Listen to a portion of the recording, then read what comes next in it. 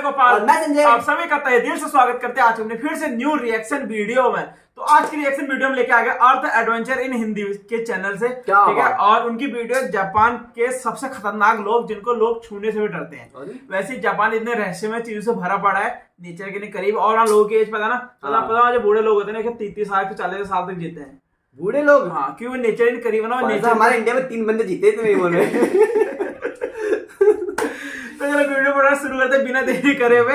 और original video का link नीचे डिस्क्रिप्शन में दे दिया। जिसने बताया चैनल को सब्सक्राइब नहीं करा है तो सब्सक्राइब कर दो, लाइक कर दो, कमेंट कर दो, शेयर कर दो और बेल आइकन में जाके ऑल कर दो। बिल्कुल। खराब फ्रॉड कानून लीड वीडियो करते हैं शुरू, ठीक है।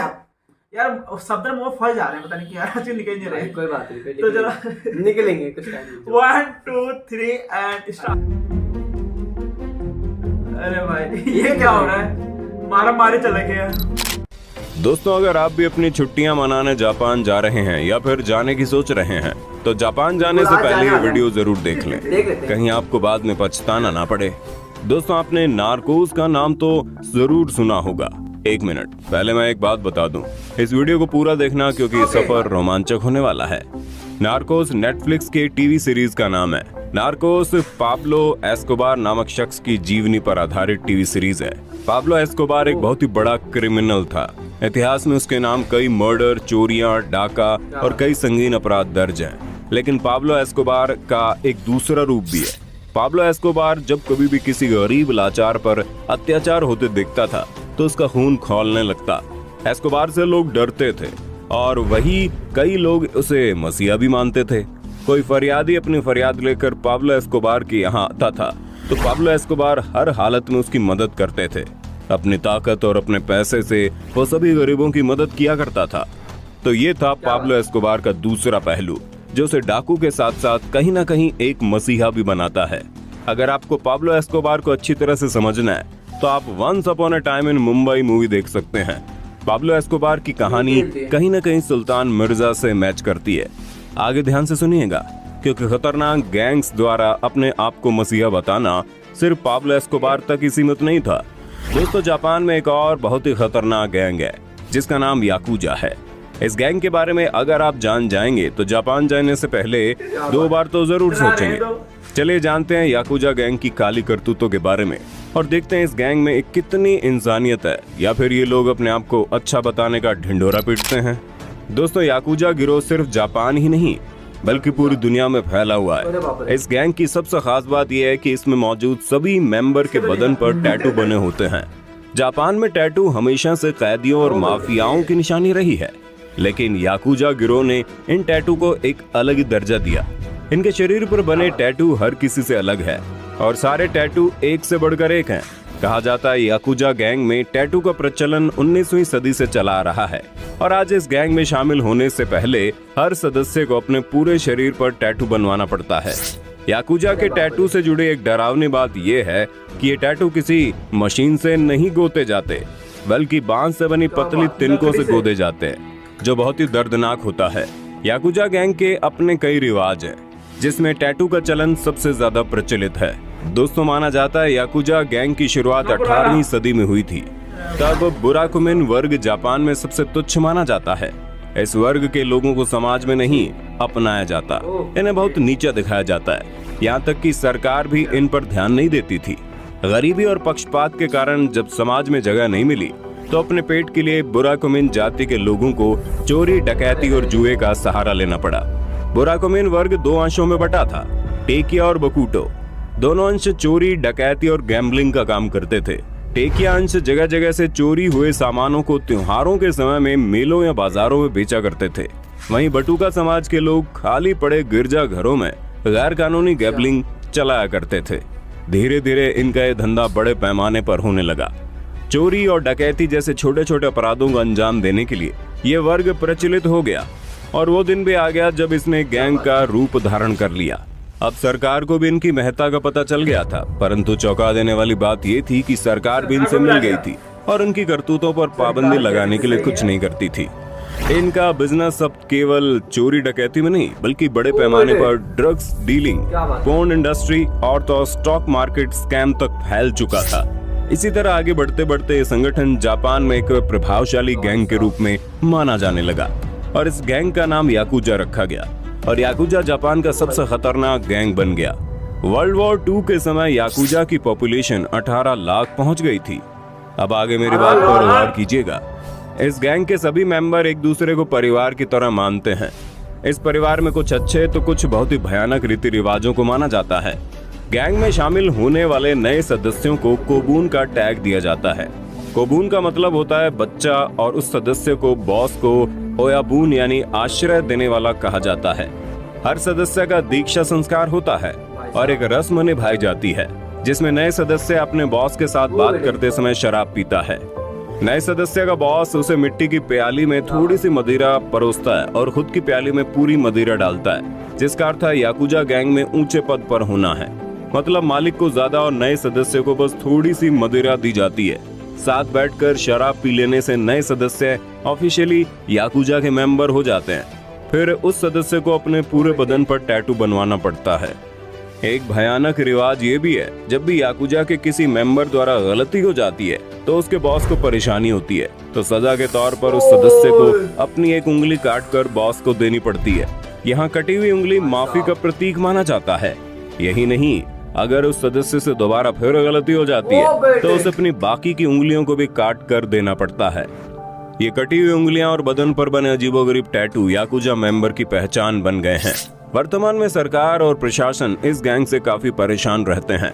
अब याकुजा व्हाइट कॉलर वाले क्राइम्स को भी अंजाम देने में माहिर हो गए हैं। याकुजा के खास मेंबर सोकैया बड़े बड़े कंपनियों से स्टॉक खरीदते हैं और तब तक खरीदते हैं जब तक उन्हें स्टाफ मीटिंग में जगह न मिल जाए। एक बार जैसे ही कंपनी इनके हाथ लग जाती है तो ये बाकी सारे सदस्यों को धमकाकर अपने अंडर में ले लेते हैं और उन्हें लूट लेते हैं। एक बार इनके चंगुल में कोई कंपनी फंस गई तो फिर मान लीजिए उसकी बर्बादी तय है। याकुजा के कई मेंबर्स बाकी बड़ी बड़ी कंपनियों के लिए काम भी करते हैं। उनका काम होता है इमारतों को खाली करवाना ताकि उसमें कंस्ट्रक्शन का काम हो सके। आज याकुजा 4 समूह में बंटकर पूरे जापान में कहर ढा रहा है, जिनके नाम है यामागुची गुमी, सुमियोशी काई, इनागावा काई, अजे कोतेशु काई। इसके अंदर भी याकुजा कई गुटों में बटा हुआ है और अलग अलग कामों में जुटा हुआ है। जापान में जितनी भी ड्रग डीलिंग होती है वो सब याकुजा ही करवाता है। ये वो गिरोह हैं जिसके बारे में कहा जाता है इसने पूरी दुनिया में अश्लीलता को फैलाया है। जी हाँ, ये गिरोह पोर्न फिल्मों के काम में शामिल है और इसी गिरोह के जरिए ऐसी अश्लील फिल्मों की सप्लाई गैर कानूनी तरीके से होती है। पोर्न इंडस्ट्री को चलाने के लिए अपराधी दुनिया की हजारों लड़के लड़कियों को ब्लैकमेल भी करते हैं। यही नहीं, अपने इस धंधे को मजबूत बनाने के लिए ये गिरोह दुनिया के कई देशों में वेश्यावृत्ति के लिए लड़कियां भी सप्लाई करते हैं और दुनिया भर से लड़कियों को धोखाधड़ी से नौकरी का लालच देकर जापान लेकर आते हैं, फिर उनसे गंदे काम करवाते हैं। गैर कानूनी तरीके से लोगों को एक देश से दूसरे देश तक पहुंचाने के काम में तो याकुजा को महारत हासिल है। आज जापान में जितने भी क्राइम्स होते हैं उन सब के लिए जिम्मेदार याकुजा ही है। छोटे मोटे क्राइम्स को करने में लोग पुलिस से ज्यादा याकुजा से डरते हैं, क्योंकि एक बार इस लाइन में कोई आ गया तो याकुजा उसे या तो अपनी टीम में ले लेता है या फिर मार डालता है। याकुजा के इतने सारे काले कारनामों को रोकने के लिए सरकार ने कई कदम उठाए। 2007 में सरकार ने कई तरह के कानून बनाए जिसके कारण याकुजा का प्रभाव कम हो सके और पूरी तरह से बंद भी हो सके। सरकारी ऑफिसर और पुलिस की मेहनत से याकुजा का प्रभाव काफी हद तक कम भी होने लगा है। इन कानूनों के आने के बाद याकुजा की आबादी केवल 18,000 रह गई। अब आप सोच रहे होंगे हमने आपको अभी तक ये नहीं बताया कि याकुजा किस तरह गरीबों का मसीहा बनने का नाटक करता है। दोस्तों, याकुजा अपने आप को मसीहा इसलिए कहता है क्योंकि जब सरकार के बनाए गए कानूनों से इनका प्रभाव कम पड़ने लगा तो ये लोग समाज सेवा में शामिल हो गए। समाज में मौजूद गरीब वर्ग की याकुजा मदद करता है। कभी कोई आपदा आए तो सबसे पहले याकुजा अपने मेंबर्स को भेजकर लोगों तक मदद पहुंचाता है। 2011 में आई सुनामी के बारे में तो आपने सुना ही होगा, जिसकी तबाही से सरकार भी पस्त हो गई थी। तब याकुजा ही सबसे पहले लोगों तक मदद लेकर आया था, उन्हें खाना पानी से लेकर रहने के लिए जगह दी। आज जापान में कहीं भी गरीब समाज के बारे में याकुजा को पता चलता है तो वो सबसे पहले मदद के लिए दौड़ आता है। कोई भी पिछड़ी जाति या फिर जिसे समाज से निकाला गया हो उसे याकुजा अपने परिवार की तरह स्वागत करता है। जब भी याकुजा से मदद मांगने के लिए कोई जाता है तो याकुजा उसे खाली हाथ वापस नहीं भेजता।